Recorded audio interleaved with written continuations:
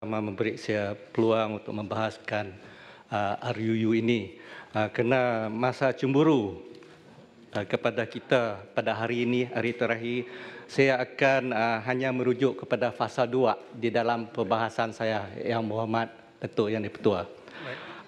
Dengan mengecualikan pemakaian RUU ini di wilayah Sarawak dan Sabah adalah tepat sekali dari semua aspek. Terima kasih kepada Kerajaan Madani, terima kasih kepada Yang Berhormat Perdana Menteri, Yang Berhormat Menteri dan terima kasih kepada semua warga Kementerian Ekonomi. Datuk Yang di-Pertua, Yang Berhormat Menteri telah menerangkan secara terperinci berkenaan dengan kuasa Parlimen dan Persekutuan di bawah Perlembagaan Persekutuan dengan merujuk kepada Perkara 74/1 Jadual ke-9, Perkara 76 1A Perlembagaan Persekutuan khususnya berkenaan dengan pelaksanaan treaty antarabangsa. Ini saya tidak akan mempersoalkan kuasa Kerajaan Persekutuan di bawah perkara yang disebut oleh Yang Berhormat Menteri tadi.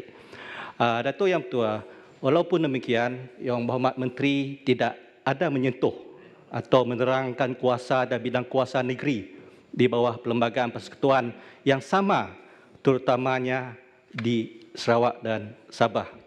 Perlembagaan Persekutuan sebagai dokumen undang-undang tertinggi di negara kita, kita boleh membuat penyelidikan ke atas perlembagaan tersebut hanya satu buku, 300 muka surat dan saya punya sudah uzur Yang Berhormat Datuk Ketua, hanya 300.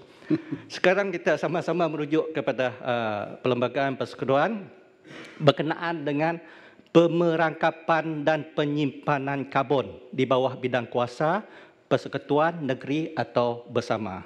Kita teruskan ke jadual ke-9 iaitu merangkumi 19 muka surat di belakang sekali kesemuanya di bawah Perlembagaan Persekutuan. Datuk Yang Bertua, untuk perkongsian secara amnya, jadual ke-9 ini yang menyatakan sama ada sesuatu perkara tersebut di bawah bidang kuasa persekutuan atau bidang kuasa negeri atau bidang kuasa bersama persekutuan dan negeri. Secara amnya juga jadual ke-9 ini yang menentukan sama ada Parlimen atau Dewan Undangan Negeri ada bidang kuasa untuk meluluskan undang-undang di Dewan masing-masing. Kita rujuk kepada senarai 1 iaitu senarai bidang kuasa persekutuan, senarai 2 senarai bidang kuasa negeri, senarai 2A, senarai tambahan bidang kuasa Sabah dan Sarawak dan terakhir senarai 3 iaitu senarai bidang kuasa bersama persekutuan dan negeri. Datuk Yang di-Pertua, satu hun pun tidak dinyatakan, disebut, disentuh dan tidak menyatakan pemerakapan dan penyimpanan karbon adalah di bawah bidang kuasa persekutuan ataupun negeri. Saya tidak mempersoalkan pasal treaty tadi. Okay. Tetapi aktiviti pemerangkapan penyimpanan karbon nanti akan dibuat di atas tanah ataupun di dalam tanah dan di hutan. Justru itu ianya di bawah bidang kuasa negeri kerana jadual ke-9 senarai 2 iaitu senarai negeri seksyen 2 berkenaan tanah dan seksyen 3 berkenaan hutan adalah di bawah bidang kuasa negeri.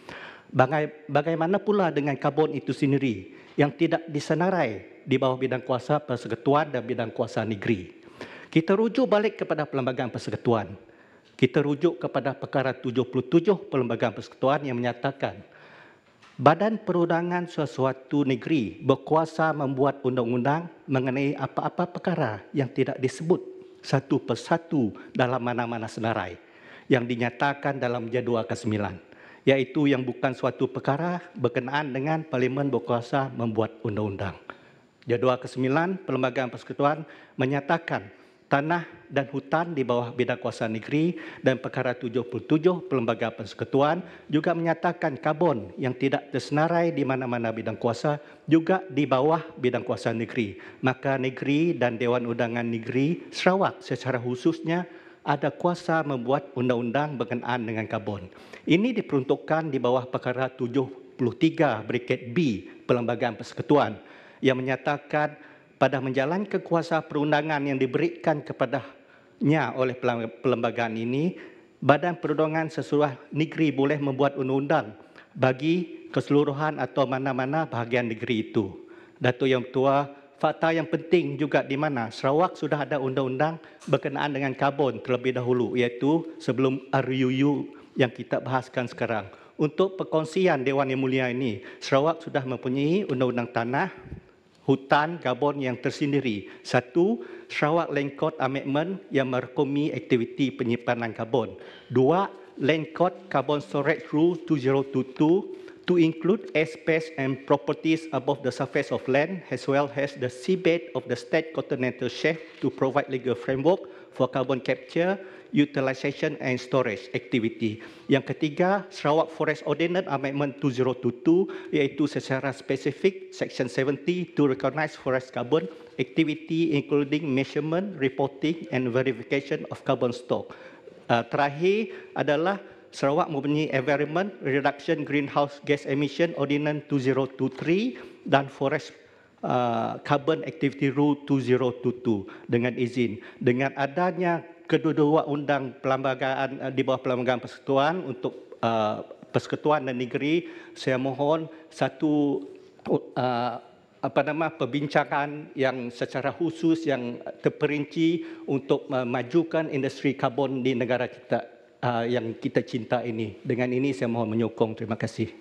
Terima kasih, PPL. Walaupun Sarawak tak termasuk dalam